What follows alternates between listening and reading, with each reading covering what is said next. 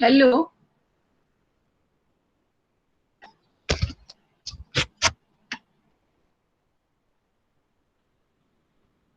Hello. Hello good hello morning hello ma'am. Ma'am. Yes hello. Ma'am. Good morning. Good morning नमस्ते ma'am. Ma'am. Principal ma'am join कर लिए, नमस्ते। Good morning ma'am. Manager ma'am भी join कर लिए हैं। नमस्ते मैम, सभी को नमस्ते। Good morning Rachna, good good morning morning जी। मैम। मैम अभी हम स्पीकर बस ज्वाइन कर रही हैं, फर्स्ट स्पीकर, बस उनके लिए वेट कर रहे हैं। अच्छा, ओके ओके।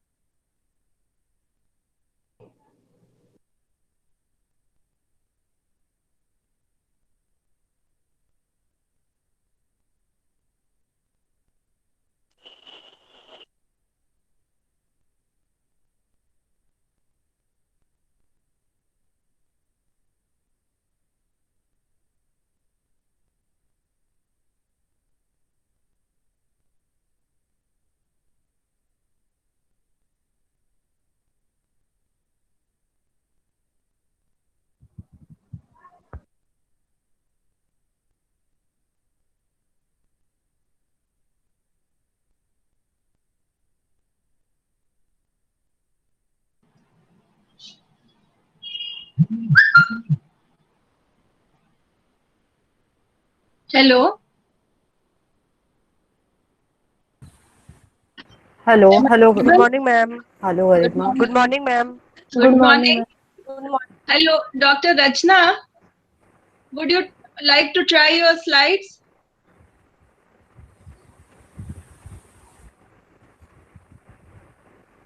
हेलो।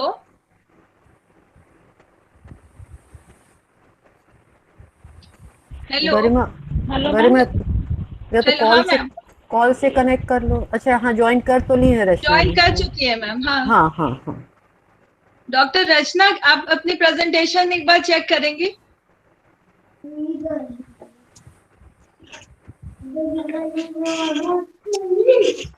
म्यूट है हेलो क्या दीपक? Doctor Rachna.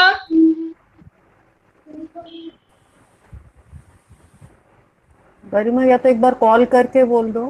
Hmm.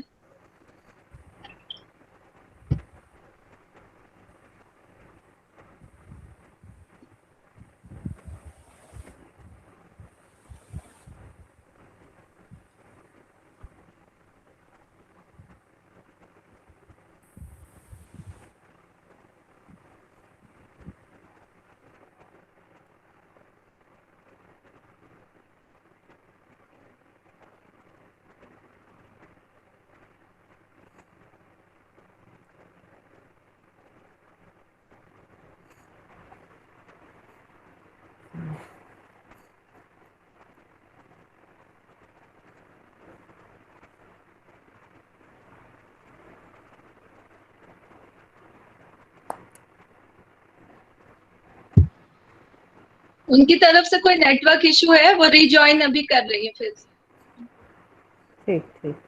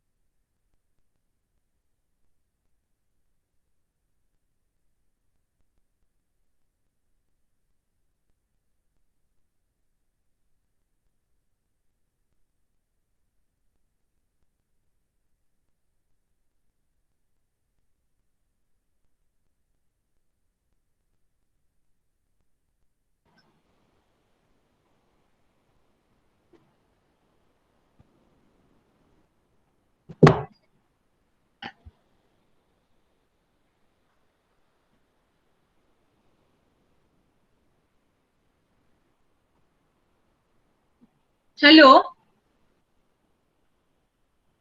Hello. Yeah. Now everyone is ready.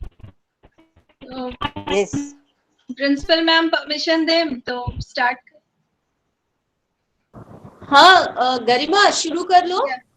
Okay, ma'am. Okay, thank you. Today, on behalf of Department of Home Science, Vasant Kanya Mahavidyalaya, I welcome you all in on this platform to celebrate World Food Day. Food, as we all know, is the basic human need. Is one of the basic human need, but the food we eat can be the safest and most powerful form of medicine or the slowest form of poison. With this quote, I once again extend my heartiest welcome to our guest speakers, all the faculties from other institutions, Manager of VKM, Srimati Uma Bhattacharya ma'am, Principal Vasant Kanya Mahavidyalaya, Professor Rachna Srivastav, and all the faculty and staff of VKM, participants, and everyone who is connected with us. Now I request our principal, Professor Rachna Srivastav, for formal welcome of our guests. Thank you Garima. और आज world food day के उपलक्ष्य में आयोजित इस lecture series में मैं सभी का स्वागत करती हूँ। विशेष रूप से महाविद्यालय की मैनेजर श्रीमती उमा भट्टाचार्य जी का मैं home science department, organising committee और कॉलेज परिवार की ओर से बहुत स्वागत करती हूँ। आप हमारे साथ हमेशा बनी रहती हैं, जुड़ी रहती हैं और हमारा उत्साह वर्धन करती रहती हैं, हमें मार्ग दिखाती हैं। आपका बहुत स्वागत है मैम। साथ ही साथ हमारी आज की अतिथि वक्ता डॉक्टर रचना श्रीवास्तव का भी मैं स्वागत करती हूँ। आप चंडीगढ़ पीजीआई से जुड़ी हुई हैं कम्युनिटी मेडिसिन में, और साथ ही साथ न्यूट्रिशन पर, हमारे शरीर को किस प्रकार के न्यूट्रिशन की कितनी आवश्यकता है, उसके विषय में आप हमको शायद कुछ दिशा निर्देश, कुछ गाइडलाइन, मार्गदर्शन प्रदान करेंगी और हम उसका लाभ उठा पाएंगे। आज वर्ल्ड फूड डे के अवसर पर हमको ये देखना बड़ा जरूरी है कि भारत कहाँ खड़ा हुआ है, हमारी स्थिति उस इंडेक्स में कहाँ पर है जहां हम अपने जनसंख्या को, अपने लोगों को जो बेसिक न्यूट्रिशन है वो प्रोवाइड कर पा रहे हैं। मैं देख रही थी कि सबसे बड़ी आबादी वाला देश भारत इस जो इंडेक्स है उसमें 119 देशों में 102 स्थान पर है, यानी हमारी स्थिति बहुत अच्छी नहीं है। इनफैक्ट अगर कहा जाए तो we are in a poor state because we are not able to provide basic food, basic nutrition to our population. और ये तब जबकि हमारे जो अनाज भंडार हैं वो अनाज से भरे हैं, उसमें कमी नहीं है। मैंने अपने आंखों से देखा छत्तीसगढ़ में ट्रैवल करते समय कि जो भंडारण स्थल थे वहां पर जगह नहीं थी, इसलिए बाहर धान की बोरियां अनेक संख्या में पड़ी हुई थी जो खराब हो रही थी।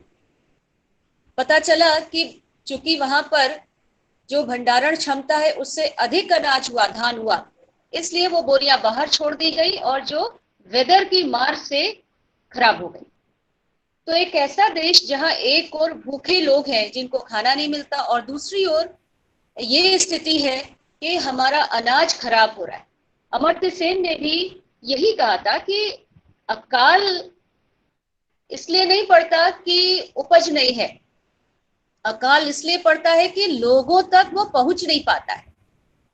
यानी कहां पर हम कमी कर जाते हैं। पब्लिक डिस्ट्रीब्यूशन सिस्टम के होने के बावजूद क्या कारण है कि हम अपनी जनसंख्या को फूड प्रोवाइड नहीं कर पाते। दूसरी जो समस्या आती है वो ये कि जो हमारे फूड प्रोवाइडर्स हैं, यानी जो हमारे किसान हैं, उनकी हम कितनी चिंता कर पाते हैं। अभी हमने देखा कि कृषि जो बिल आया जिसको लेकर पूरे देश में बहस छिड़ी, विरोध भी हुआ, तो वो किसान जो अभी पेंडेमिक के टाइम में भी जिस एग्रीकल्चर सेक्टर ने हमारी इकोनॉमी की गति को थोड़ा बहुत बनाए रखा, यानी कृषि ने जो भी कुछ सकारात्मकता दिखाई दे रही है हमारी इकोनॉमी में, उसका कारण कृषि है।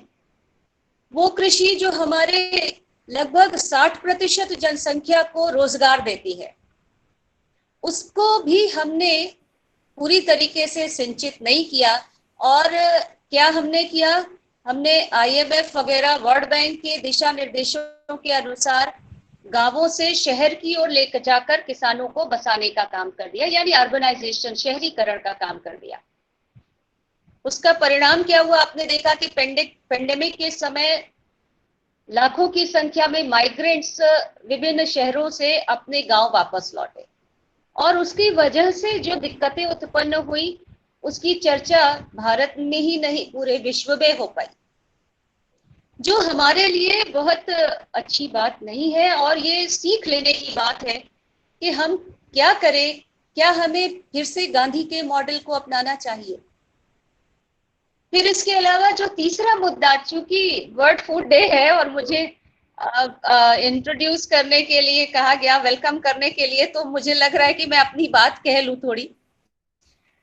तो तीसरी जो बात मुझे दिखती है वो ये कि हम भारतीय न्यूट्रिशन को प्रॉपर तरीके से नहीं लेते। यानी हमारा फोकस, जैसे हम गेहूं खाते हैं, दाल खाते हैं, धान खाते हैं, लेकिन सब्जी की मात्रा कम हो जाती है, फलों की मात्रा कम हो जाती है, हम ड्राई फ्रूट कम खाते हैं। मैं पढ़ रही थी कहीं पर कि ये जो बैलेंस होना चाहिए सभी प्रकार के इंग्रेडिएंट्स का हमारी थाली में रोज की, वो हम मेंटेन नहीं करते। हम सोचते हैं हमने रोटी दाल खा लिया तो पर्याप्त है। उस पर भी हमको जागृत करने की लोगों को जरूरत है, बताने की जरूरत है कि कैसे हम अपनी थाली को बैलेंस कर सकते हैं। तो इन सभी पर, चूंकि आज एक विशेष दिवस है, तो इन सब बातों पर चर्चा करनी आवश्यक है और थोड़ा जानकारी प्राप्त करनी आवश्यक है, जिससे हम इस विषय में भी सोचना शुरू करें या सोचने का जो क्रम है उसको जारी रखें। इसके साथ ही मैं पूरे वसंत परिवार की ओर से इस कार्यक्रम में जुड़े हुए सभी हमारे अतिथियों का, जो अनेक स्थानों से शायद जुड़े हैं, अनेक विद्यालयों महाविद्यालयों से जुड़े हैं, आप सभी का मैं स्वागत करती हूँ और इस गोष्ठी में आगे कार्य करने के लिए, आगे इसको बढ़ाने के लिए मैं डॉक्टर गरिमा उपाध्याय को आमंत्रित करती हूँ। धन्यवाद गरिमा। Thank you, ma'am. Now, I will move further with the historical background of this World Food Day. United Nations set up Food and Agricultural Organization on 16th October 1945. The objective of FAO was eliminating hunger and improving nutrition and standards of living by increasing the agricultural productivity. So, to commemorate this day, World Food Day is celebrated every year on 16th October. And this year we are celebrating 75th World Food Day. But it was the celebration did not start immediately. But it was in the year 1980 that a decision was taken to implement the World Food Day Action Plan. Finally, on October 16th, 1981, the first World Food Day was celebrated across the world annually.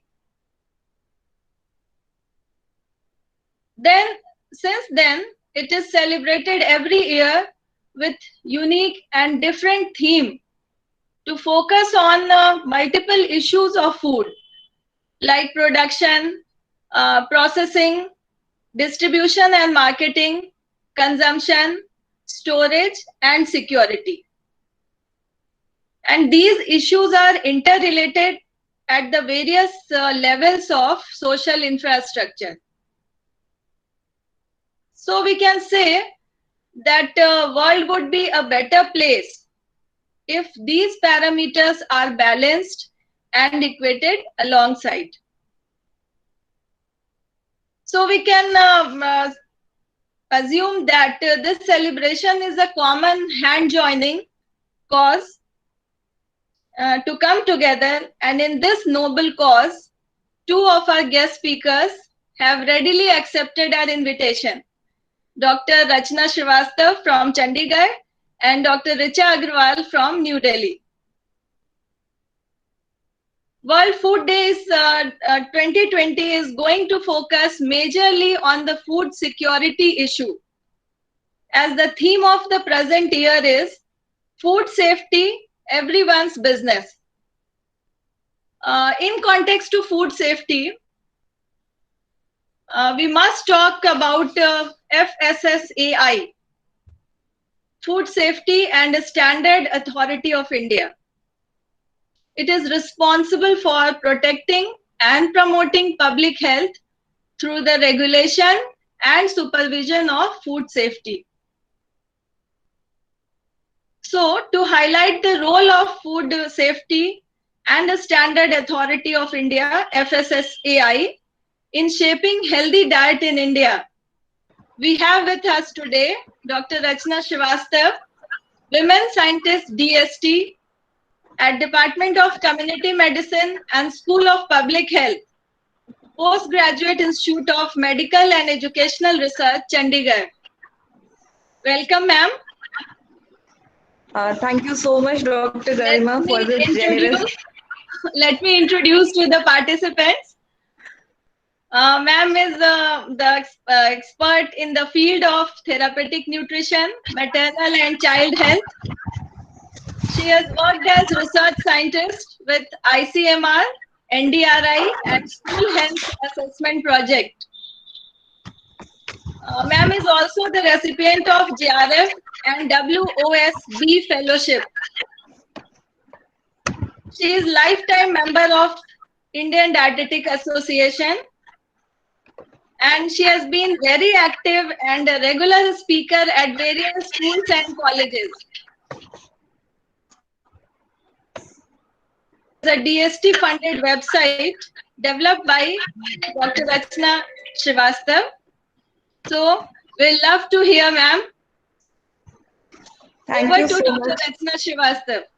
Thank you so much, ma'am. Thank you so much for this generous introduction. Well, this webinar is actually very, very special to me because of two reasons. First is whenever you get to talk to younger minds, it actually brings a lot of enthusiasm in yourself as well, because you know whom you're talking to, and you can't talk to them on from a lower say lower excitement level, because this is the time, and it is really amazing because what we give to them, they are going to take it forward, and actually in the process we learn a lot from them, because they can read between the lines, and they can bring up very innovative and new ideas. All the time, as my you were discussing about my project also, over the years I also got into this technology business, and then I got to know actually technology is the best means to reach to everyone. So these new people, they are actually very tech savvy, they are very tech friendly, and they can actually use all the information what we had in a very new and innovative way. Secondly, this webinar is special because the invite came from my own city. I belong to Varanasi. I was born and brought up there, and I did all my schooling from your neighborhood, from Central Hindu Girls School. So it is actually a privilege. Thank you so much for the invite. Uh,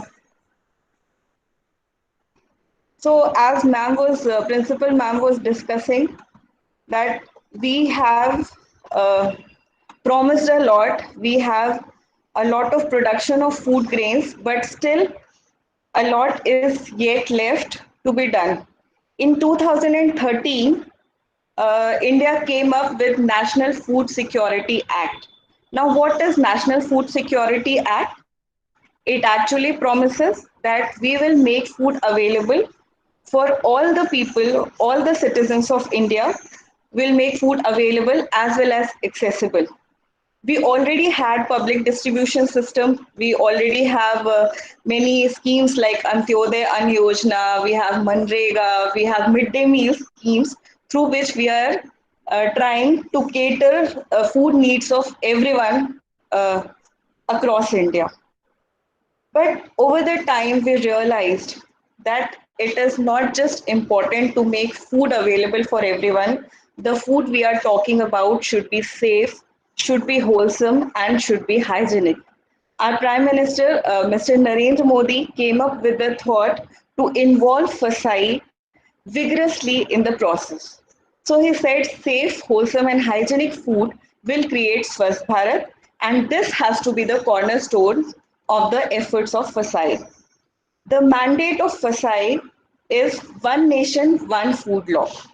It covers globally benchmarked food standards and practices.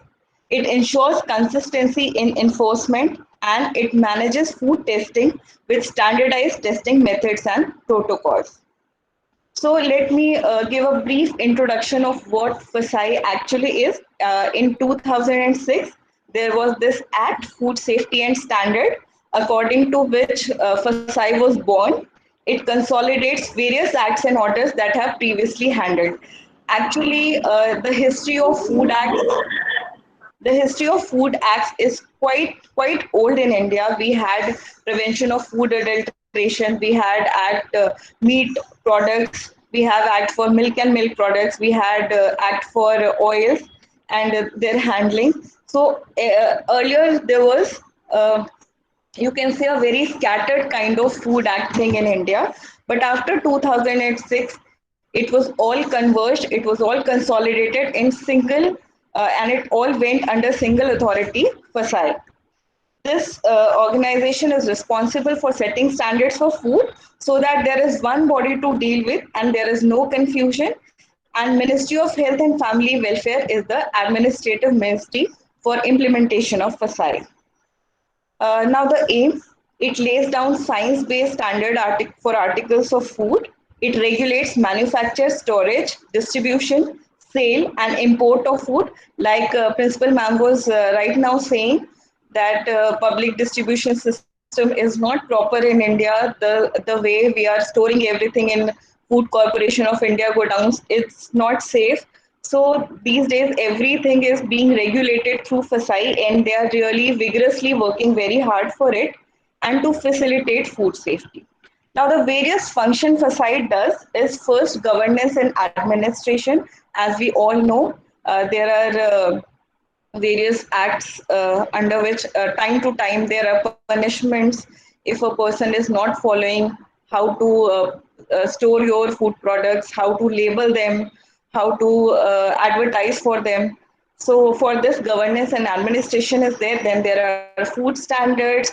Then they are also trying to sensitize people regarding safe food practices. Then licensing and inspections are there for compliance of all the acts and orders. Then food testing labs are there for surveillance. Then training and capacity building. This is also very important. Since last 2 years, FOSTAC has trained many people who are working with food industry, be it just a hostel mess or a college canteen or people working with big brands like Amul or Danone. Everywhere FOSTAC training is going on. Whosoever is handling food is being trained on how to handle food. Then there is sensitization and awareness regarding healthy diets. Then they are also practicing and preaching social and behavioral change. You must have heard on Facebook and TV, Miss Sehat is there, who is going visiting to schools and colleges and teaching and creating awareness among school children and college students. Then consumer focus is there. A lot of advertisements are there on television where they are telling you how to check on whatever is available for you, where you can complain if your food is not right.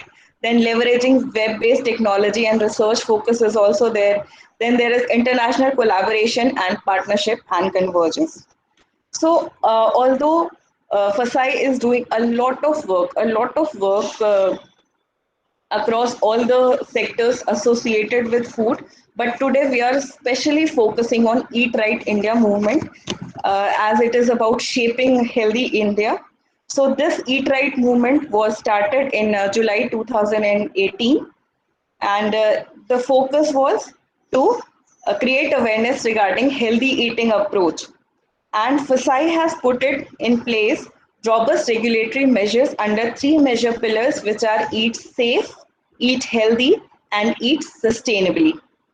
So salient feature of Eat Right movement are robust food regulatory system, self-compliance of food business and capacity building, changing food environment, transforming it from the just food available to safe and nutritious food and sustainable food, and mass mobilization. Various activities which are going under this Eat Right movement are registration, licensing, surveillance, capacity building, Eat Right food environment, changing food choices, and innovative activities. So Fasai is not just earlier we used to hear about Fasai when there was some kind of festival. If Diwali is there, if Holi is there are raids from food inspector where they are just visiting the shops and taking out khoya samples or oil samples and testing them for various parameters. But now Fasai covers it all. Wherever there is food, there is Fasai regulation.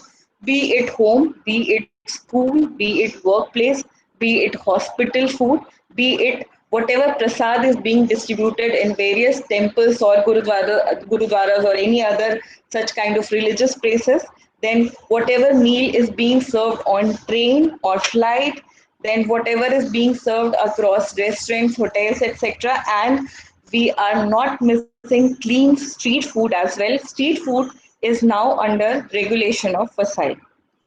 So there are very few points which we, if keep in mind, can actually live a very healthy and we can take very healthy and nutritious food if we keep these points in mind. First is eat safe food to prevent foodborne diseases. We all know if we consume unsafe food, we can suffer from various waterborne diseases like diarrhea, cholera, etc. Unsafe water is also one of the reasons. If diarrhea is there, it can lead to deficiencies of various vitamins and minerals. So for this, what should be done? Adequate fluid intake should be there, ORS, coconut water, etc. And if infants are there in family and they are suffering from diarrhea, breastfeeding should be continued even in diarrheal episodes. Next is maintaining personal hygiene while handling food. Whosoever is handling food should wash their hands, should wear clean clothes, should tie their hairs, should not use any electronic gadgets around the food, and should keep their nails trimmed. Next is eat right, eat safe, and prevent diarrhea, as we discussed. Then next, checking food for adulteration and spoilage. A very comprehensive booklet is available on FSSAI's website, which is known as DART book. In this book, very simple domestic household methods are given by which you can check whether the food you are using is adulterated or not. So whenever you are buying packaged food items, check them first for quality mark. If FSSAI mark is there, if FSSAI logo has been placed to it, you must check its appearance and smell and texture, and check it. If you feel like it has been adulterated, if you have such notion, just check it through the various methods mentioned in this DART book. And if you find that it has been adulterated, you can always complain to FSSAI. Then wherever the food is being stored, wherever the food is being prepared, wherever the food is being cooked, should be clean. The utensils which are being used should be cleansed properly, floors should be swept, all the surfaces should be washed and sanitized. Refrigerator where food is being stored, cooked as well as raw, should be cleaned regularly, and liquid waste should be handled properly. So there are 5 important keys to safe food. First, wash fruits and vegetables before cutting. Use separate equipment such as knives and cutting board and utensils for handling raw and cooked food. If you are using some utensil or some platform for cooked food, don't use it for raw food as well. Cook and reheat food through thoroughly, especially meat, poultry, and eggs, because even after cooking, if you leave them on room temperature for a longer while, they can be contaminated. Do not leave cooked food at room temperature for more than 2 hours, and use safe water for drinking and cooking. So there are 6 remembered hours. There are 6 hours to remember for safe food. Responsible buying: whenever you are purchasing food, it should be in required quantity. Don't purchase extra, as ma'am was saying that we have enough food, but the distribution is not proper. One reason behind it is those who have purchasing capacity are overutilizing it, are actually exhausting the resources for whom it is difficult to buy. So responsible buying should be there. Leftovers should always be reused. Let's not waste food. Try to cook enough food what you need for your family, and if there is some extra, try to reuse it for the next day. Do not discard the leftover food. Then recover surplus, collect surplus unspoiled food and distribute among the needy. If you are coming out from your homes, like Saturday, Sunday, you made a big meal at night, and on Monday you are going out for office, and you know that you are not going to consume that food on Monday itself. Try to take it in a box, in some container, and give it to people who actually need it. Then reduce serving size.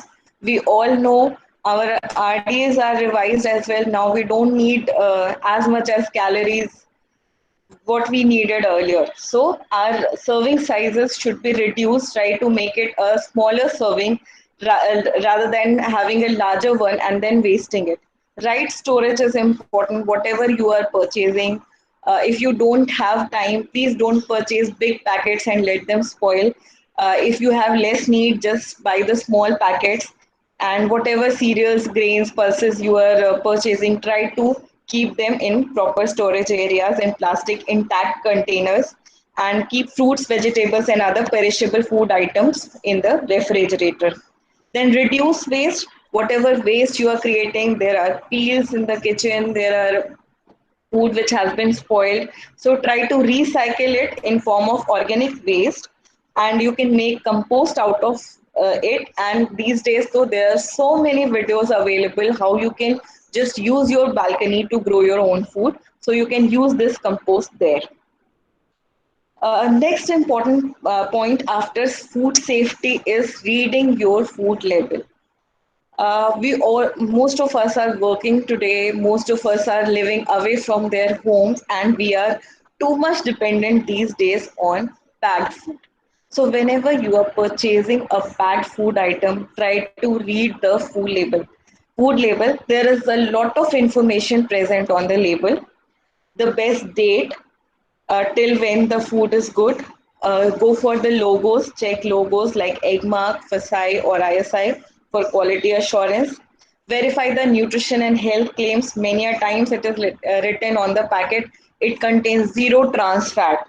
It has zero cholesterol. It has zero, this is diet biscuit. It doesn't contain any kind of calories and all those things. Just check those claims.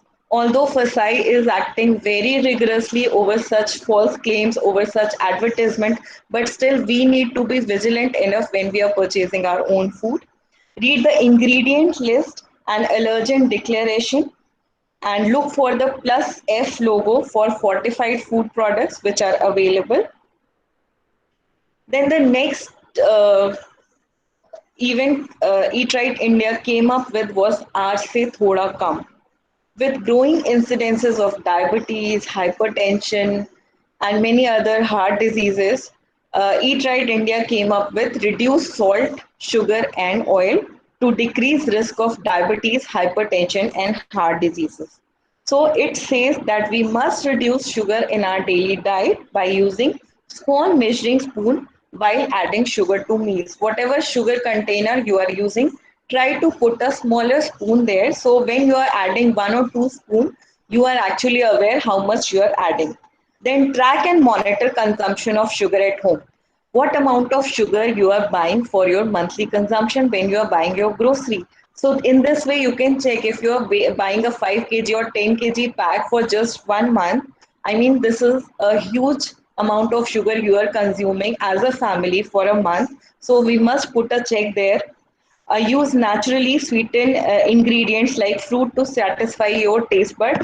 And here, naturally sweet ingredient doesn't mean jaggery, doesn't mean honey, doesn't mean maple syrup. If you are consuming sugar and you are now avoiding sugar and replacing it with same amount of honey, you are making no difference to your health. It is equivalent to 1 spoon of sugar. Then limit the consumption of sugar sweetened beverages and snack. We should keep a check there, and limit the intake of confectionery items like cakes, pastries, biscuits, or sugar preserved foods like jams, jellies, chocolates, candies, etc. Then next in the series is salt reduction. Again here, use a smaller spoon. Do not add salt to rice or atta, like in making chapati or rice.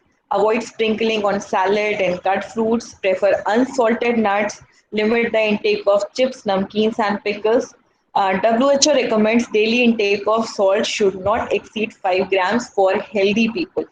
The guideline is not same for people who are suffering from hypertension or any other kind of heart disease. Then next is reduce oil in your daily diet. Yes, we need to keep a check there as well. Track and monitor here also what we can do. We must keep a check like how much of oil we are consuming for our monthly consumption. Measure cooking oil with a small spoon. These days, many good, very nice oil dispensers are there where you can actually measure what amount of food you are adding to your tadka or in your sabzi or your in your deep frying everywhere. You can actually measure it. Use different types of edible oils in rotation for health benefit. Let's not go for single. Many a time, this is a question that which oil is healthy, whether mustard oil is good, whether butter is good, whether desi ghee is good because it is our traditional kind of ghee. Then vanaspati is better, or these days tradition is for olive oils and everything. See, all the oils have their own strengths and weaknesses.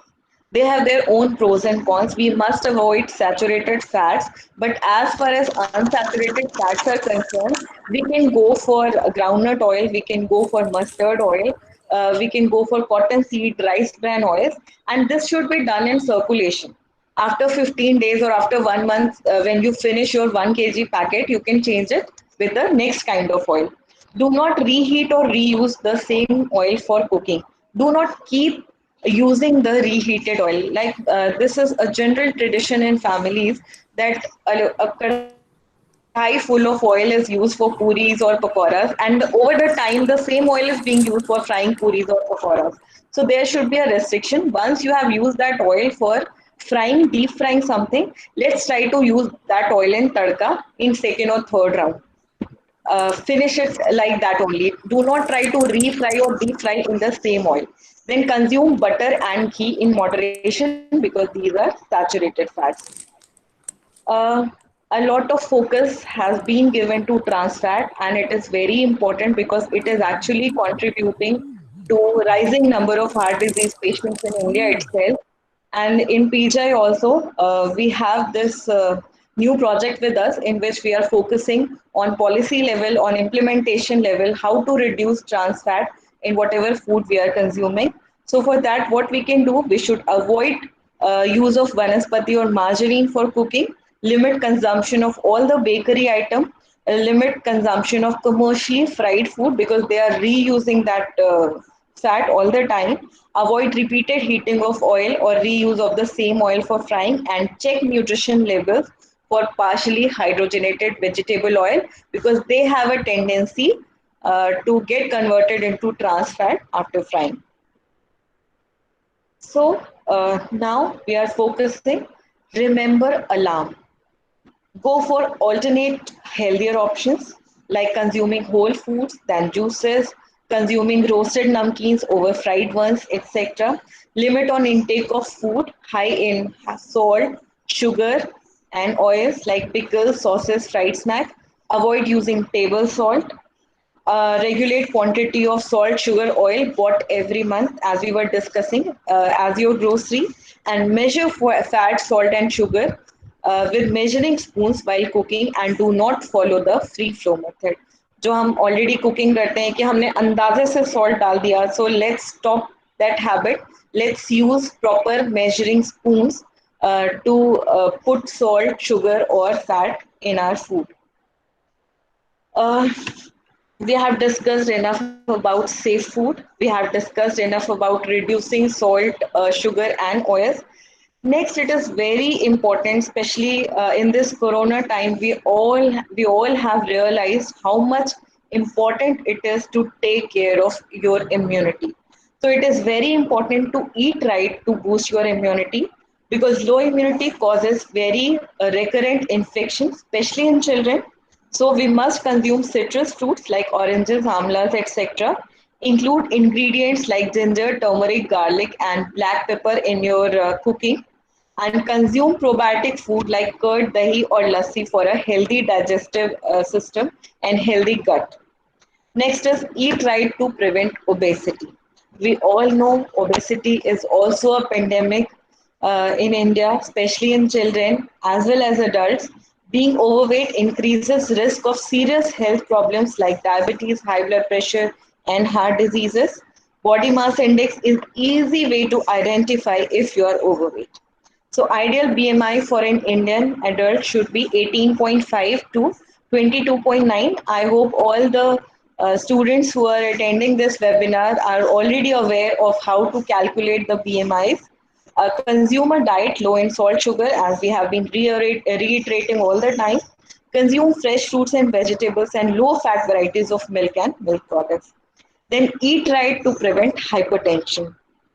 We all know stress, obesity, etc., can lead to hypertension, and this hypertension can increase the risk of stroke and heart diseases and kidney diseases. We have already discussed about reducing salt intake. We have already focused on consuming fresh and seasonal food. We have already focused on using different type of oils for cooking in moderation, and there should be a continuous monitoring if your blood pressure is on high side, and you must consult a doctor and nutritionist for specific dietary advice. So if your blood pressure is on higher side, go for counseling so that you don't land up as a hypertensive person. Then eat right to prevent diabetes. This we cannot forget this fact that we are diabetes capital of world. So it is bad. Diabetes is bad, and it can be characterized by raised blood sugar levels, as we all know. And risk factors are obesity, sedentary lifestyles, and poor dietary practices. Symptoms you all know: polyphagia, polydipsia, polyuria. If people are still consuming high sugar food products, that can actually deteriorate the situation. Foods like sprouted, as we have discussed, that people who are suffering from diabetes have a tendency to eat many a time. So what we can do is give sprouted pulses, green leafy vegetables, whole fruits, and skim milk, so soups and nuts in their diets in appropriate amount, and keep a check on blood sugar levels. See, in any kind of this lifestyles or non-communicable diseases, monitoring is very important because there are very fluctuation in initial as well as later stages. So it is good if we are going through counseling and monitoring our blood pressure or blood sugar levels. We have discussed enough about other things, but hidden hunger or micronutrient deficiencies are the truth. We cannot hide. Even if the obesity pandemic is rising, so is the anemia. Today we have almost 58% children who are suffering from anemia, which is not a good number. And we all know it is not just about one thing; it's a life cycle approach.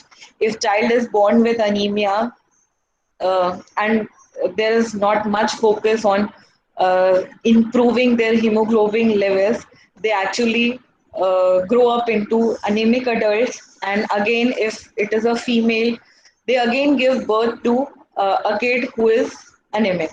So it is a life cycle approach. That's why we have such a big mission today in India, Anemia Mukt Bharat. We have this iron folic acid supplementation programs going on school levels and everywhere. Pregnancy, lactation, ICDS is covering that.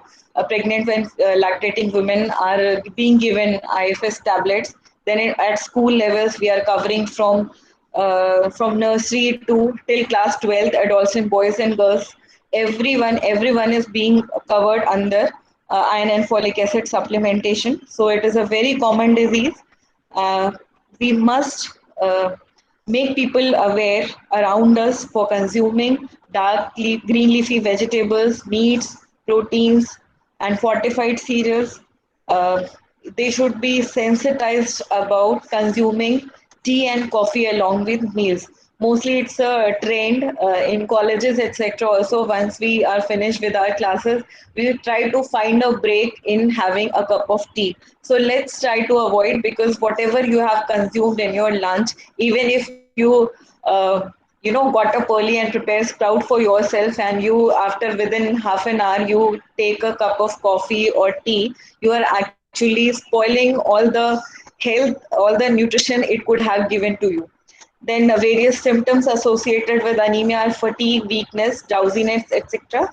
And one very most important thing is people should be made aware about consuming vitamin C, because vitamin C actually helps in proper absorption of dietary iron. Dietary iron, if we are taking it from vegetarian sources, it is non-heme iron, and it can get in absorbable form if we are consuming vitamin C along with iron.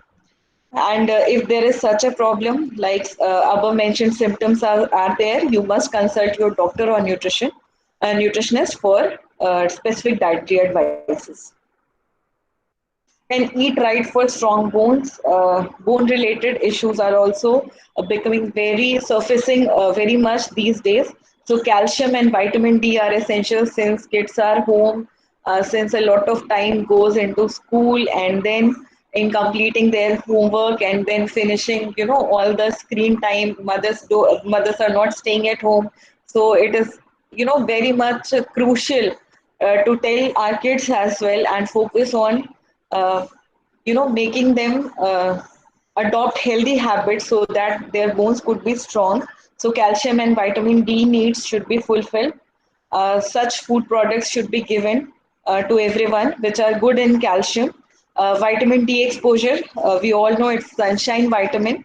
So for 10 minutes in the morning, you can get sunlight for proper vitamin D, proper calcium absorption and for strengthening of immune system as well.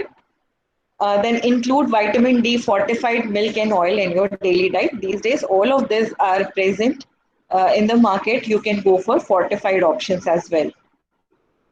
Eat right as you grow older. Over the time, we all know our clock is ticking.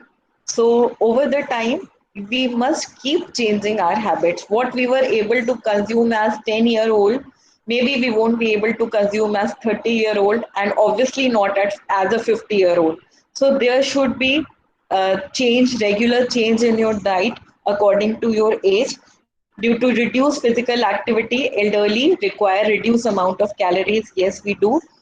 Dark green leafy vegetables, fruits, and high quality proteins should be excuse me should be focused. In case of any dental problems, the texture of food may be altered. Eat small but frequent meals, and adequate fiber intake should be there to avoid constipation. So we have discussed about many diseases, and now, as I was saying, that micronutrient deficiency is also one of the facts we can't oversee. So a lot of fortified products are there. It actually adds a lot of vitamins and minerals in our daily consuming food.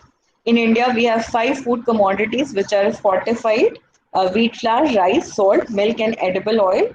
Fortified food help meet the daily requirement of these micronutrients. They taste and smell like regular foods. That is one of the things which have been given due importance. And consumption of fortified food does not require any change in dietary habit. You just need to replace your regular atta with a fortified atta, or your regular oil with a fortified oil. Fortification has no impact on the shelf life. This was one of the things earlier when fortification started, that those products which are fortified didn't had such a good shelf life as the normal unfortified products. But today we have actually been successful in created fortified product with good shelf life. Then most importantly, and the gist of everything, is eat variety. It is very important whenever we do any kind of research or study and we try to calculate the diversity, like what are the different food groups we are consuming on daily basis in kids, in adults, or in any age group, we have always find the data disappointing. Very few people are there which are consuming food items from more than 4 food groups. So we must focus on eating variety.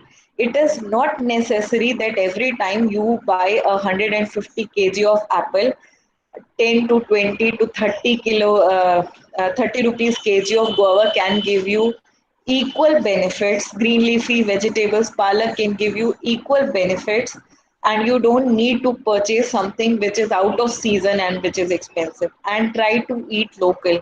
try to eat something which has been grown in your area. Earlier, when I started this presentation, I mentioned the term eat sustainably. Sustainability is very, very important for all of us to learn, not just in association with food in every area. Sustainability means whatever we are destroying or whatever we are consuming, are we capable of giving the same to the nature? Whatever we are consuming, are we able to replenish the resources in the same way? If we are not, then we are not living a sustainable life, which is very important to leave resources for our coming generation. So when you are not eating your local food items, see, if we are living in a place, say if I'm living in Chhattisgarh and I am purchasing apple which is coming from Kashmir or Himachal Pradesh, and I'm not consuming what has been locally being grown there, obviously what I'm increasing is carbon footprint. The trucks which are bringing all those food items from such a far place, they are actually creating a lot of greenhouse gases in uh, transportation of those things. So we must focus on eating locally, because in that way it is rich in nutrients, the cost is less, and you can get as many good nutrients as you will get from something which has been brought to you from far off places. Prefer consuming fresh and seasonal whole fruits over fruit juices. Drink enough clean and safe water, and say no to alcohol and tobacco. And most importantly, be active, exercise regularly. We always forget, and we always have this thing to mention, that we don't get time. Our day start at 5 o'clock and then I get to sleep at 11.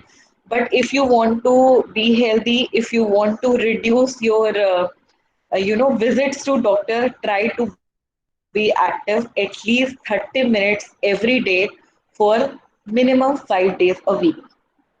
So what you can do, you can take stairs over elevators, try to do meditation, yoga. You are sitting on your chair, you have came from a class or teacher has just left the class, try to meditate. Here in Chandigarh, we are actually in our school health assessment project. We try to incorporate this, that when a teacher visits in the class, after in first period, in third period, and fifth period, they help their student to do meditation for 5 minutes. It brings the focus back. We have not actually conducted a study as such that if it brings back the focus or not, but it actually helps children as well as teacher to revise when they have meditated. Then people should gradually increase the duration and frequency of physical activity. Verify your level of physical activity with your doctor. It is not like that you are 50 and you have not exercised all through your life, and now today you go for a 5 kilometer run. Don't do that. Always consult your doctor before you are starting some kind of physical activity. So exercise for 30 minutes at least 5 weeks a day. So now we come to the conclusion part. Uh, Since all of this is going on, and a lot of researches have been there, and we have realized actually that our forefathers had amazing wisdom as far as health and nutrition was concerned. We had this religious practice of fasting. So science has now established that fasting has definite health benefits, especially if the person is suffering from diabetes or hypertension. It gives body time to detox and use up unused sources of nutrition like fat, cleanses stomach and helps to cope infection. Intermittent fasting, you all must have read a lot about it these days. It actually is very beneficial and includes a decreased risk of diabetes, cardiovascular diseases, improves longevity, protection against cancers, and offers to maintain balanced weight. And according to Gandhiji also, a genuine fast cleanses body, mind, and soul. Apart from this Eat Right India movement, as we were discussing, FASAI has also been very actively participating in various other projects. One of which is Clean Street Food, in which vendors, street food vendors are actually being trained for safe handling, and they are actually being helped for their social and economic upliftment. They are being provided with training and loans, etc., so that they can give you a healthy street food.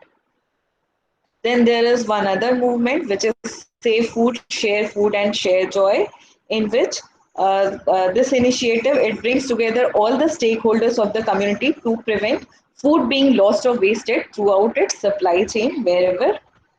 Then next is Diet for Life. We all know there are so many inborn error of metabolism these days.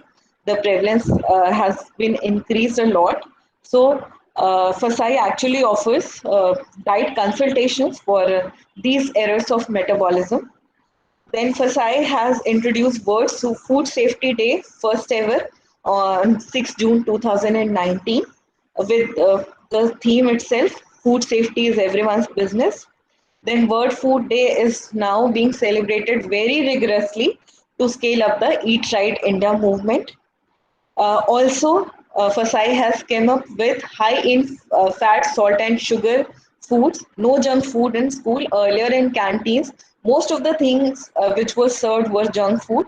So now FASAI has framed this rule that there should be safe and healthy diets for school children, and there is a ban on marketing or selling of junk food items inside school and within 50 meters of premises. So here we come to an end. Eat safe, eat healthy, and eat wisely. This is all we have been discussing all through the presentation, how we can, this has been described very beautifully here, how we can keep up with the food intake and keep it healthy. And as ma'am was saying that our food plate is changing, so here's the food plate in which fruits and vegetables are more. Then we have our cereals and pulses. Then less of sugar and such kind of things. Very carefully. Then milk and milk products and meat and poultries. So yes, we support Gandhiji's philosophy on nutrition. Live to eat.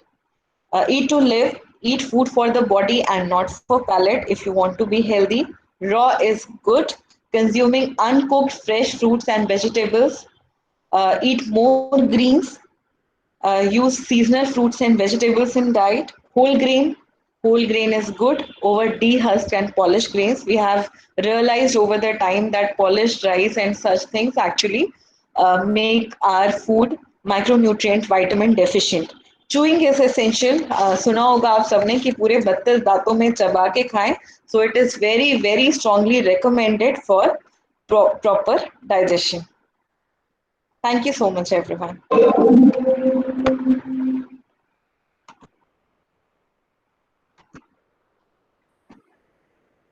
Thank you, Dr. Rachna. I hope I have not taken much of your time, ma'am. No.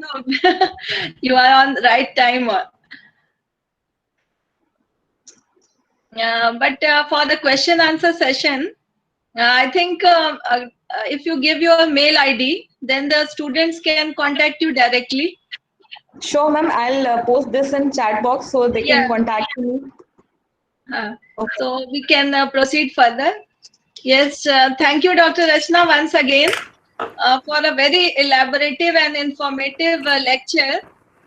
And you have cleared so many of misconceptions that most of the time people think that FASAI is works within the narrow range of food safety.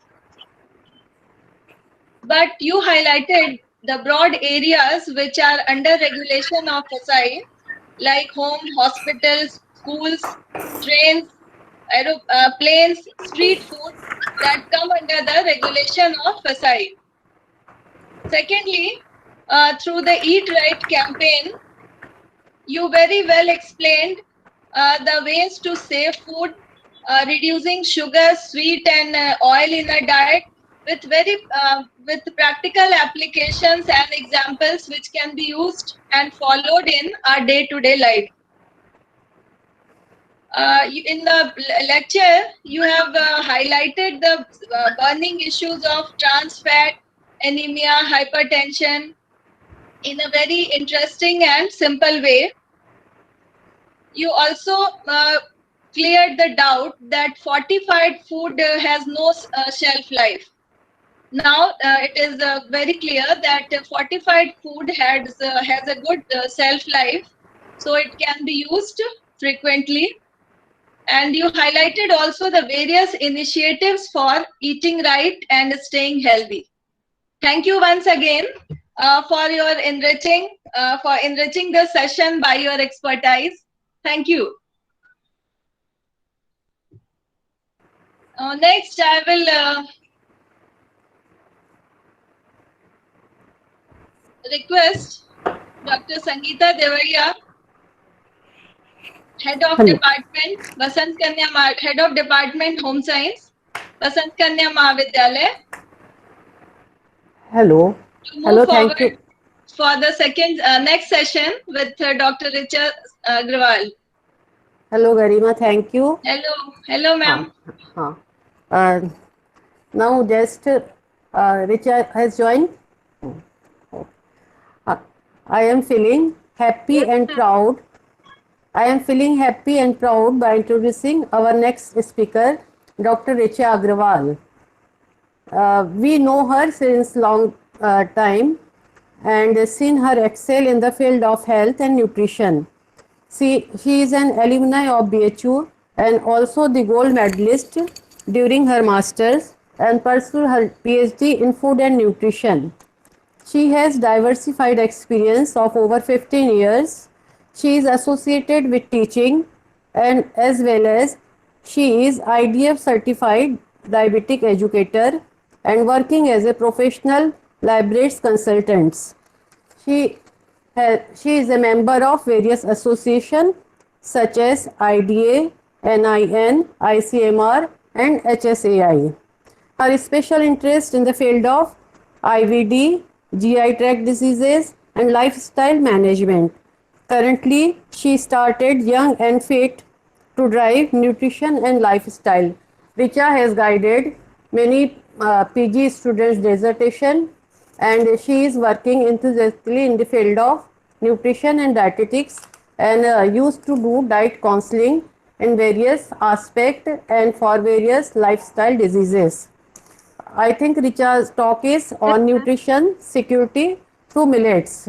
अभी जैसा कि रचना madam ने बताया था कि different food में diversification की आवश्यकता है, मुझे लगता है उसी कड़ी को आगे बढ़ाते हुए डॉक्टर रिचा अपने टॉक में मिलेट्स का हम कैसे प्रयोग कर सकते हैं अपने न्यूट्रिशनल स्टेटस को अपग्रेड करने के लिए, इसी पे हाईलाइट करेंगी doctor Richa. Yes, thank you, ma'am. Thank you, ma'am, for such a warm welcome. Thank you, Richa. Now you can start. Okay. Today we are celebrating World Food Day, and also today is the 75th anniversary of FAO. As Dr. Garima has said, that it has established in 1945. So it is also celebrating the 75th anniversary today. It has the main theme is the grow, nourish, and sustain together. Now we all are talking about the global unity. They have more focus on the global unity. Our principal ma'am also has said that there must be the plate that will be need to be the change. That change will be done by us. There is this topic will be belong to this. And Dr. Rachna also has said about the sustainability. Sustainability is the main focus, which for the farmers also, for us also. And millet is the give the way for that, for the sustainability. So my topic is also related to this. We all talk about the sustainability and the nutritional security. Nutritional security has its own importance, which has multiplied in this recent pandemic time, which we are going on. Today, my topic is nutritional security through millets, which I am going to start. 1 minute.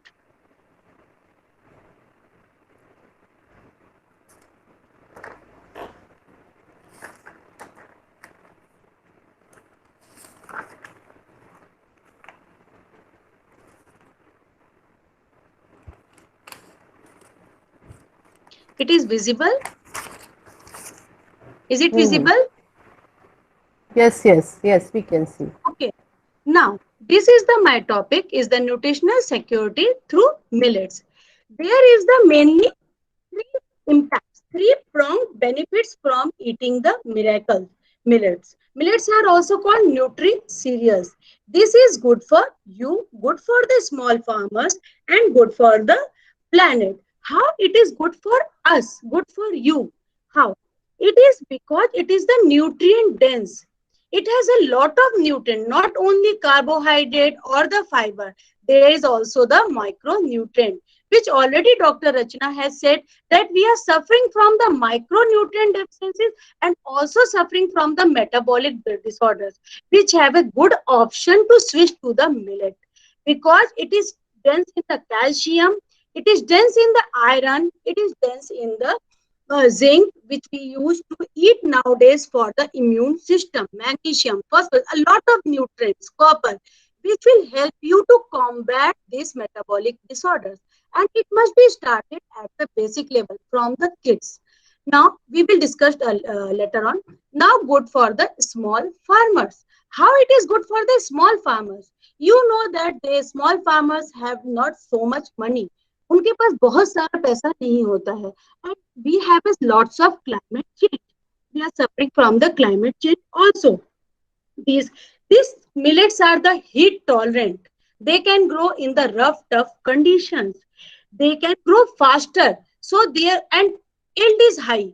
इसकी amount ज़्यादा होती है. When yield is high, then they can sell and they can earn. Then it is also good for the planet. How it is good for the planet? We are knowing that there is a regularly change in the environment. And one thing, millets don't need the fertilizers. They are itself organic. They are themselves organic. वो organic खुद ही हैं. उनको fertilizer नहीं चाहिए होता है, उनके ऊपर कीड़े नहीं लगते, उनको पानी ज्यादा नहीं चाहिए. So they are eco-friendly. They are eco-friendly and they have a lot of benefits. Now, when we are talking about millets, it is important to know about its history. It is domesticated in India and Africa. Mainly, it has dated back to approximately 5000 BC. It means it is the ancient grain and it is the main staple food for our culture also. It has been consumed, but it has been now changed our dietary pattern due to some reasons. There is a Harappan civilization fossils also found the kodo millet, which means that it is linked to the ancient time. India is the world's largest producer. And why it is will be the change? How it can be changed? Why there is a low consumption? The question arises. Then when it is so good and it is so related to the ancient time. It is because we know that there is a green revolution has come to the our country.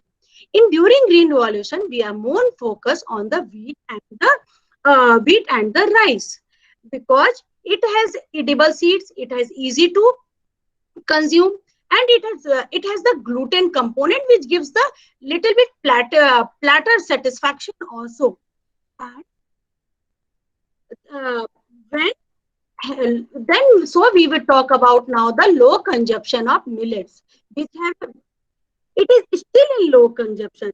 It has so much of benefit. Why it's so? Major reasons: lack of awareness of nutritional merits. There is a lack of awareness. We have to spread. Now we have to join the hand. It has become the rack of the health stock. It has become the prosperous. Now it is the conscious people have started eating. But we have to each and everyone start. Otherwise, the local people think that this is food for the poor peoples or food for the birds, food for the animals. It is also called the forage grass. Forage grass means which is food for the human consumption also and animals also. It is inconvenience in food preparation. There is a little bit problem because this is very hard seed. It is grow in the drought condition. So it has little bit problem in cooking. When we cook, we have to soak it to the night. We have to plan it for that. That tomorrow we have to cook, or at night we have to cook. We can't take out the rice and start preparing within half hour. We decide that we have to prepare a pulao and we start doing. This is the little bit problem. But when we get used to daily, you see the lot of benefit. Then you will come up with this inconvenience. So we have to change it. Then lack of the processing techniques.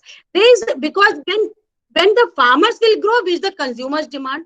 The consumer demand is the wheat and the rice. So there is a industries also, for the processing industry is also related to the wheat and rice. So processing technique is the homemade.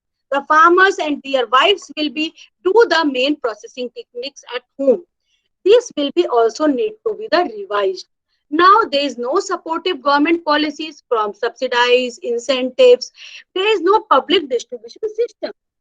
We can make it as a public distribution system as a path, that just as subsidized rates, wheat, cereals can be given to the to the poor peoples, similarly millet can be also provided to them.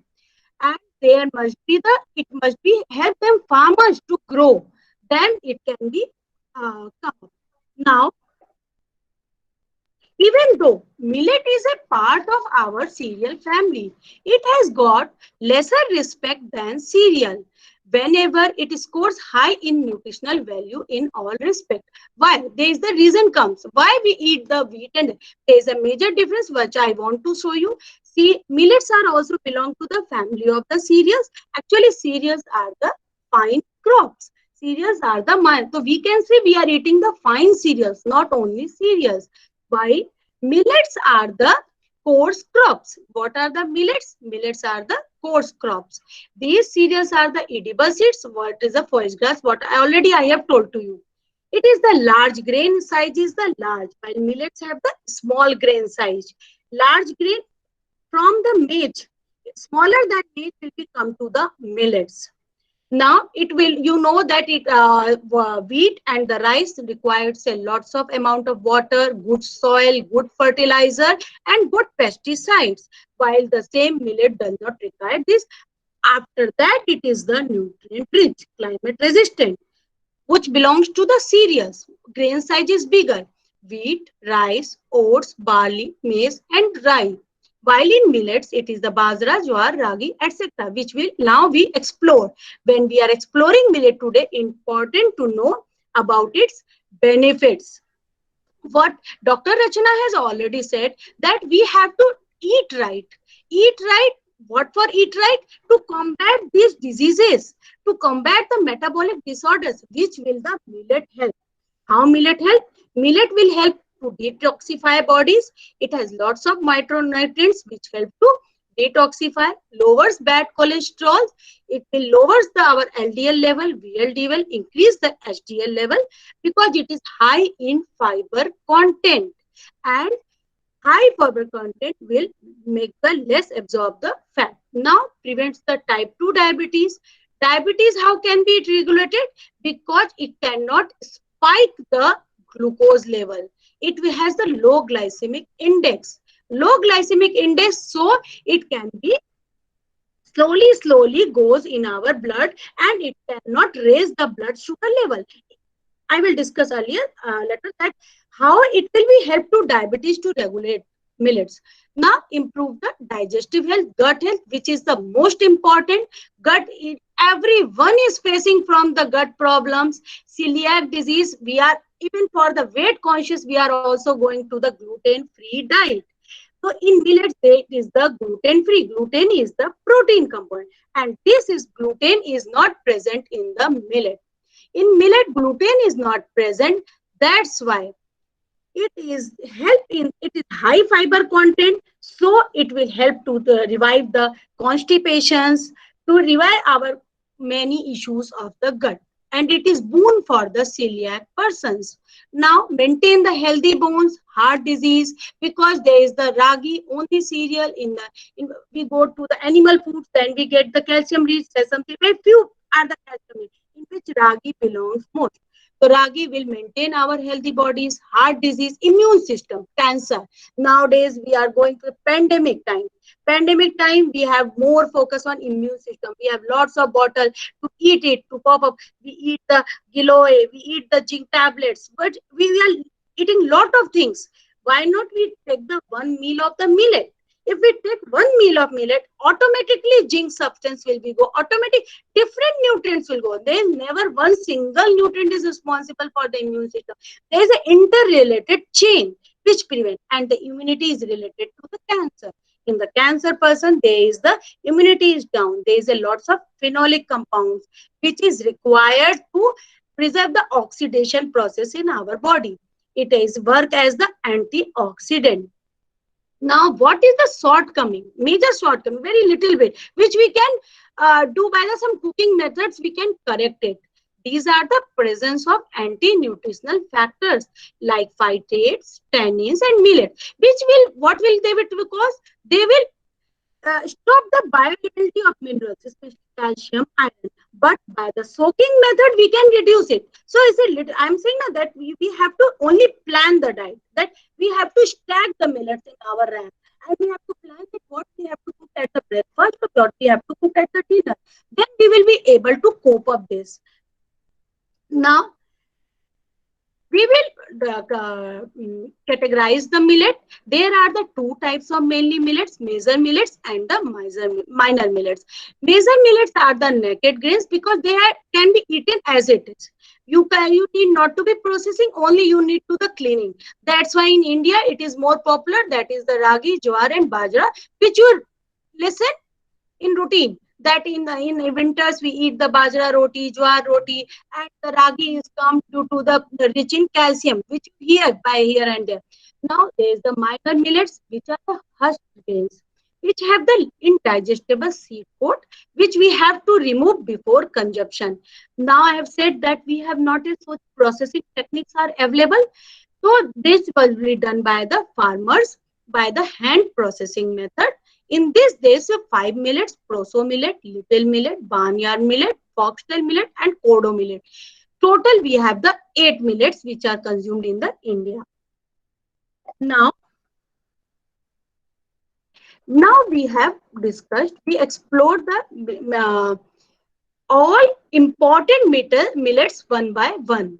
There is the first one is the pearl millet.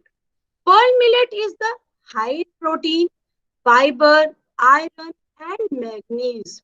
Okay, so we are consuming also. You listen also that there is in the Gujarat region, Rajasthan, there is the low rain-fed areas. There is a more production of bajra, and there is a staple diet also. In the night, they eat the bajra khichdi, they eat the bajra roti on a regular basis. But what we have to change all over, all places, we have to also eat. This is the bajra.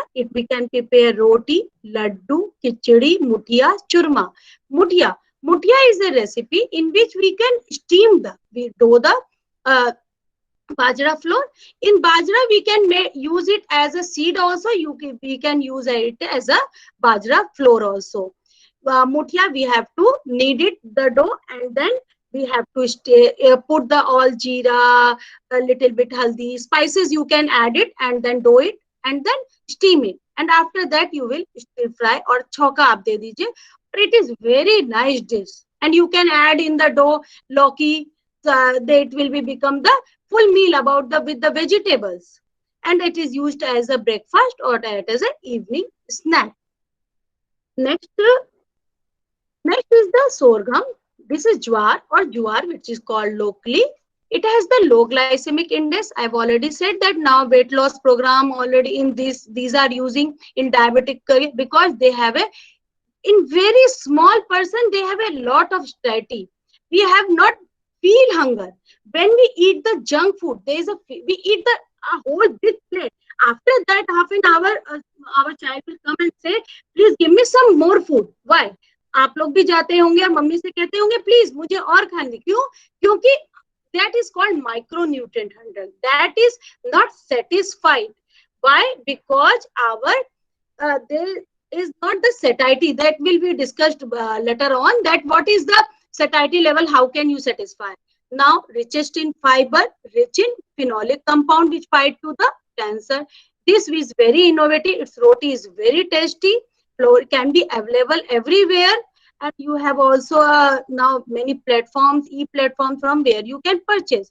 tikki you can prepare, uttapam can prepare, chivda. Now you can go to the health store. You can see there is the puffed or flaked rice is flaked jawar or bajra is available. You brought it and you can as prepare bhel puri. You can prepare it and eat it as much as it will give you a satiety. Main focus is on satiety so that you can combat the all diseases.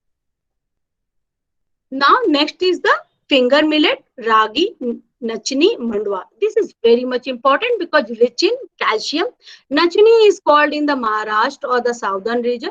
Mandwa is called in UP and the Bihar. You can go to the local market and ask, they will give you because the poor people eat it. You think that this is for the poor people, but this is for all of us. Native to Ethiopia, introduced to India approximately 4000 BC, rich in calcium and high yield potential. I've already said that it is friendly to farmers also. So it has the high yield potential.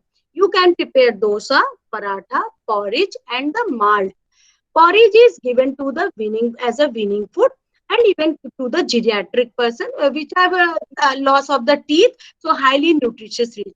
And there is a one prepare the amylase rich flour which I will discuss it. Now, there is the kodo millet, kodra or kodan. There is the we have discussed all the three. That is the our major millet. Now we are going to the minor millet. Minor millets. These are the millets because they have done the processing and they look like the rice.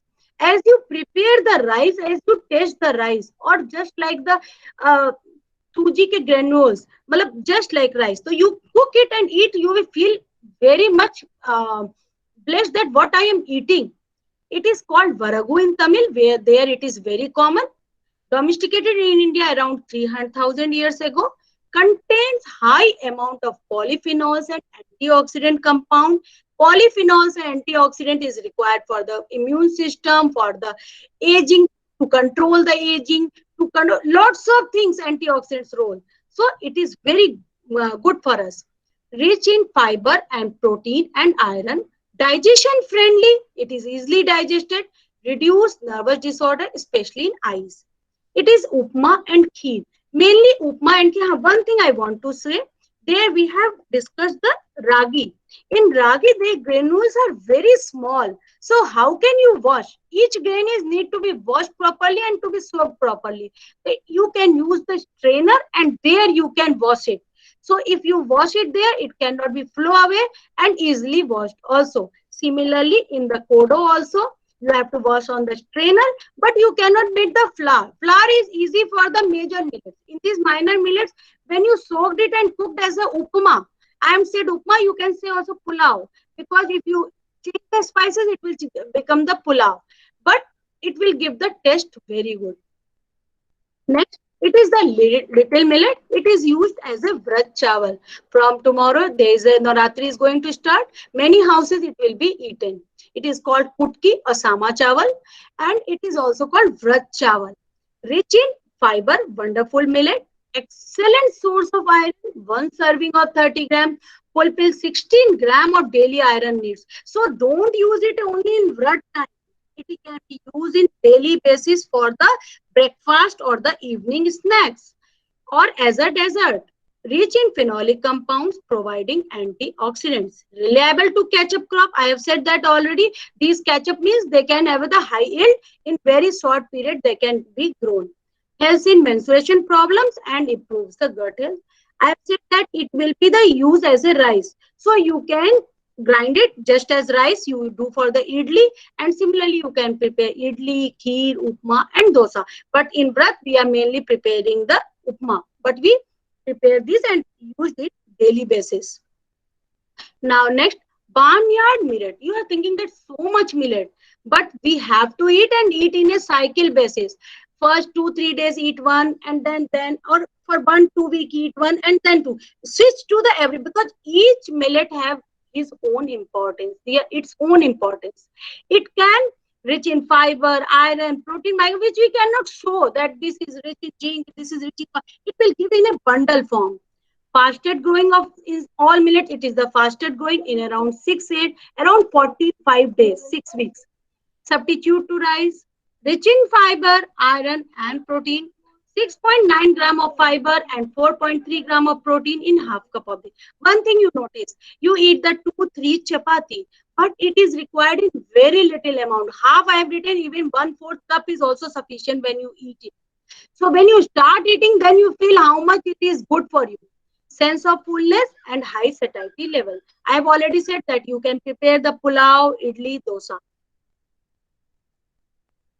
Next, proso millet. It is called china. It is drought resistant mainly for humans. Next is the foxtail millet. Some names are related to their appearance also. This is called foxtail millet because its grass is look like a fox. That's why it is called foxtail. One thing, or there is one more. There is the finger millet. You watch the finger millet. Here you can see that it is look like a palm and each spike is like a finger. So it is called finger millet. Okay. Now, foxtail millet, it is rich in copper and iron, starchy food. This is little bit differ from the other foods, foxtail millet. It has also the fatty acids. Fat is present, but it is the good for health. Essential fatty acids are present. There is also little bit starch and iron. So it is little bit different. So I said that you have to split all the millets one by one. Now we will move. We have explored the millets in detail. Now let us sense to know the few recipes so that you can, how can you indulge in your diet? You think that only khichdi can be prepared, only this can be prepared, but there is a few recipes, so can you try. Amylase rich flour, ragi. Amylase rich flour can be made from any cereals, but ragi is rich in calcium, so it can be very good. First, you have to wash it. Here is the 4 photographs in what it is called soaking. Second is for how to sprout, then sprouted and then dry powder form. First, you have to soak it properly, washed it 3 times and then soaked it. Amount of water will be the 3 times and soak for 8 hours. After that, you will discard the water and then take the muslin cloth, put it on that and left it for germinate 24 to 48 hours in dark place, as we do for the moon. Similarly, sprinkle water so that sprouting is done. It will depend on the seasons, which season we are sprouting. Sun dry, then we will open it. It will look like this, sprouted grains. Then we will dry it for 5 to 8 hours in the sun. And then we will roast it in low flame and grind it and make the powder. This is the powder, amylase rich flour. Now store it and it can be around used for the 1 month. How? It will be help for the weaning or whose teeth are for the geriatric people whose teeth will not work. Whom we have to give the more amount of food in the lesser. If children can't eat, if they can eat only 2 teaspoons khichdi, then you will give them, or 2 teaspoons dalia. But when you add 1 teaspoon of amylase rich flour, it will be liquefied because the starch will be converted into the sugar. This amylase rich flour will convert the starch into the sugar and it will be liquefied. Easily a child, infant can consume around 1 bowl of food. So you can make it the energy dense food given to them. And we can cope up with the severe malnourishment, which we are seeing, not even in the poor peoples, even it can be on all sections of society, the children are suffering. Now, next is the pearl millet recipe, khichdi, which is already prepared in many homes, you know. In the same way in the khichdi, but only one thing, but earlier you have to soak. Why you need the soaking? Because these are the hard seed. You know that these are grown in the hard rough conditions. So there is each layer is rich of the nutrient. When you soaked it, all nutrients will be easily available and body can absorb it. And easily it can be cooked. So similarly, the khichdi which we prepare, similarly you have to take the half amount of bajra and half amount of the moong dal. You have to soak the bajra at the night and then even you are prepared for the dinner, because we khichdi mostly prepare at dinner. So you have to soak that morning and then take the half moong dal, splitted moong dal, and both, and you can fry the vegetables and then add this and prepare a khichdi. Whistle it 2-3 whistle and it will be get ready. So it is good for health. You can prepare now kheer, a kodo kheer. Kodo kheer is the similarly you can prepare the little millet kheer or the barnyard millet kheer. They have the same texture of their seeds. You have to only soak it. Soak it how much? Soak it. It is required 2 to 3 hours. 2 to 3 hours you can soak it, and then you can boil it around 3 times. How much you water? One question is that they absorb. Why? Because they hydrate. I'm already said that they are come from the rough condition. They are grown in drought. Where is the low quantity of water? So we have to hydrate it. If we will soak it, it requires 3 times of water. If you prepare upma or kheer, first boil the kodo in 3 times amount of water, and then boil the milk, add this boiled kodo and mix as you prepared kheer, you can be ready. Okay. Similarly, you can prepare the upma also. You have to soak it and add the 3 amount of water. That is the savory and it is the sweet. Now, my takeaway message: millets are very versatile, should be an integral part of your diet. They add variety and balance in your food. Eat in moderation. Don't switch completely. Slowly make one meal a day a millet meal. The key to eating right lies in food diversity, not becoming a victim of a food fad. Right cooking techniques and a good recipe can lift millet upwards. Let's millet next generation smart food. Thank you.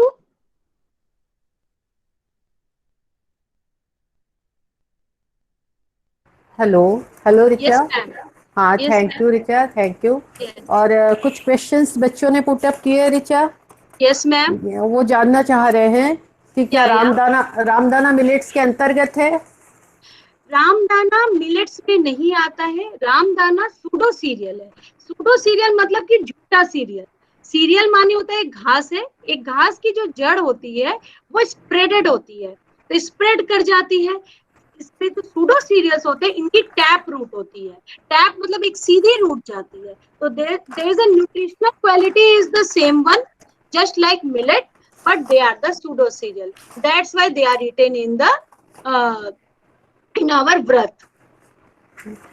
एक बच्चे ने Richa question पूछा है, millets can be consume daily and in what amount.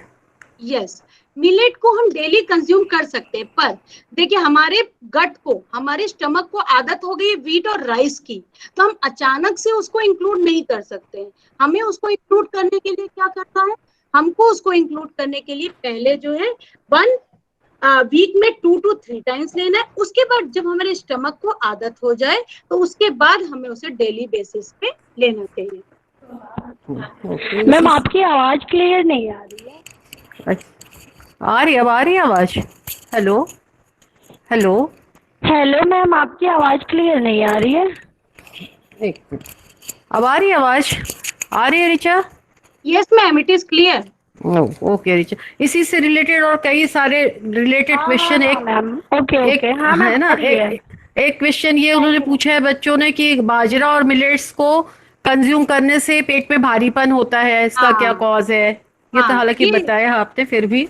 हाँ, ये पेट में भारीपन है क्योंकि मैंने बताया अभी स्टमक हमारे दूसरा सोकिंग है. हम इसको सोक करना जरूरी है. अगर हम इसको सोक नहीं करते हैं तब ये बेल्चिंग की प्रॉब्लम, पेट में भारीपन की आती है. दूसरा जो अमाउंट है, सिर्फ हमको 1/4 कप ही खाना है, बहुत ज्यादा अमाउंट नहीं इंक्लूड करना है. इसको हम मेनली ब्रेकफास्ट और अपने जो है डिनर में इंक्लूड कर सकते हैं. Okay okay, thank you Richa. Yes ma'am. Now hello Garima. Hello Garima. Okay now Rachit. हाँ गरिमा, कंटिन्यू करें आगे, और क्वेश्चंस तो नहीं है. हाँ, अब हम आगे कंटिन्यू करें. क्वेश्चंस नहीं. हाँ, आगे कर. ठीक. Okay, thank you Richa for your knowledgeable talk on nutrition security through millets. और किस प्रकार इन मिलेट्स का, मुझे लगता है अब जितने स्टूडेंट ज्वाइन किए उन्हें सीरियल और मिलेट्स में डिफरेंस तो अब समझ आ ही गया होगा क्लियरली. और you have explained very nicely how these millets are absorbed in our body, and Yeah. millets fibers are how useful to reduce the blood sugar level and cholesterol level in our body. So Richa, Yeah. your talk is very beneficial for us as well as for our student also. I would Yes, ma'am. like to extend my thanks to our speaker, Dr. Rachna Srivastav, Women Scientist DST, Chandigarh. During her talk, she emphasized FSI aims and functions और सही भोजन बेहतर जीवन के लिए हमें Yes. किस प्रकार सही भोजन हमें बेहतर जीवन के लिए हमें इस आदर्श को पूरा करने के लिए अपने आहार में किस किस तरह से चीज़ों का समावेश करना चाहिए, और as a consumer 6R responsibility पे उन्होंने जो फोकस किया, ये हम सभी के लिए, क्योंकि हम लोग इक्वली रिस्पॉन्सिबल हैं कि हम सेफ फूड को लें ताकि हम आगे के जीवन को सुरक्षित रख सकें, और जो ये आज का हमारा एम है इसको हम परिपूर्ण कर सकें. लास्टली दोनों ही लेक्चर का जो फोकस पॉइंट था, it variety, it seasonal, it local. So our diet will be balanced, and if we will take balanced diet, our health will also be remain balanced. तो ये दोनों ही स्पीकर का मुझे लगता है फोकस पॉइंट रहा. Now I would like to take this opportunity to extend my vote of thanks to our principal, Professor Rachna Srivastav, for her indispensable support and motivation for conducting this event. It gives me an immense pleasure to extend my vote of thanks to our Honorable Manager, Srimati Uma Bhattacharya ji, for spending her valuable time with us and motivating us for this event.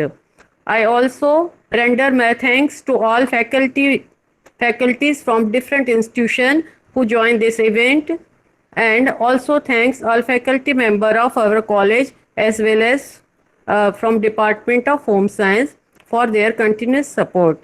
For technical support, I thank to Shri Chandrakant Chatterjee and Shri Vishal Prajapati. Without their support, such seamless event is not possible. And lastly, I thanks to all our dear student and participant who joined this event and learn many things very patiently. So I think now this session is over. And once again, I thanks to all and also to Garima for organizing such a nice event. Thank you, Garima. Yes, Garima. और रिचा को तो बहुत दिनों बाद देख रहे हैं हम लोग की स्टूडेंट नहीं भी रही रिचा, लेकिन पूरी स्टूडेंट की तरह आज 18 सालों से जुड़ी हुई है हम लोगों के साथ. Yes, thank you, ma'am. तो special thank and also thanks to doctor Rachna Srivastava. she told us that she is based from Banaras only. Again, thank you very much to all of you. रात में मुझे भी पता चला मैम. हाँ तो सारे बच्चों को भी बहुत थैंक यू. और जो बच्चे यहाँ आए हैं इसको सुन करके वो अब कैसे फूड सेफ्टी हमें मेंटेन करनी है, ये इसी मैसेज को इस वेबिनार का हो या इस टॉक के थ्रू हमें ले जाना है कि इंश्योर करें कि हम कैसे सेफ फूड को खाएं, कैसे इस फूड को सुरक्षित रखें और किस तरह से टीम अप होकर के फूड सेफ्टी को मेंटेन करें. यही आज का इस प्लेटफॉर्म से सभी के लिए मैसेज है. Thank you very much. Thank you ma'am. Thank you. Okay, और कोई अनाउंसमेंट गरिमा? नहीं मैम, कोई अनाउंसमेंट नहीं. Thank you. बहुत बढ़िया लेक्चर संगीता दी, गरिमा. हाँ चलो, thank you Vinu. Thank you Vinu. Very nice lecture. नहीं, इंफॉर्मेटिव तो था ही, छोटी छोटी चीजें, लेकिन काफी इंफॉर्मेटिव था. मतलब रोजमर्रा की जिंदगी के लिए, जैसे हम लोग हमेशा कहते कि मिलेट्स है, मोटा अनाज है, अरे कौन खाएगा, लेकिन वो उतना ही इम्पोर्टेंट है. तो उसको मोटा अनाज किया ना, उसको ऐसे ही इंफीरियर बता दिया, तो बहुत अच्छा. Thank you Garima. Thank you Sangeeta दी. हाँ Meenu, thank you for joining us. है ना.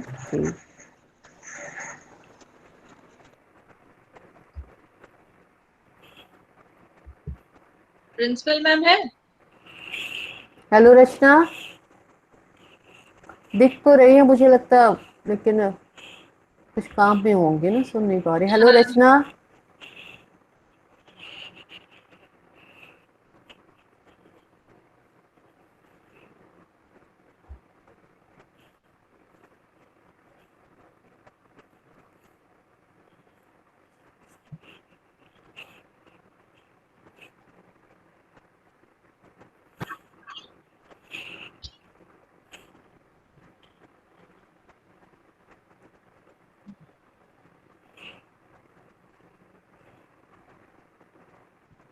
ज्वाइन तो है मैम, लेकिन हाँ अभी ज्वाइन है, लेकिन मैं भी कुछ काम में बिजी हूँ हाँ या हाँ म्यूट हाँ, हो। बिल्कुल। अर्चना पटेल लिख रही, ma'am I very under weight, how to increase wait.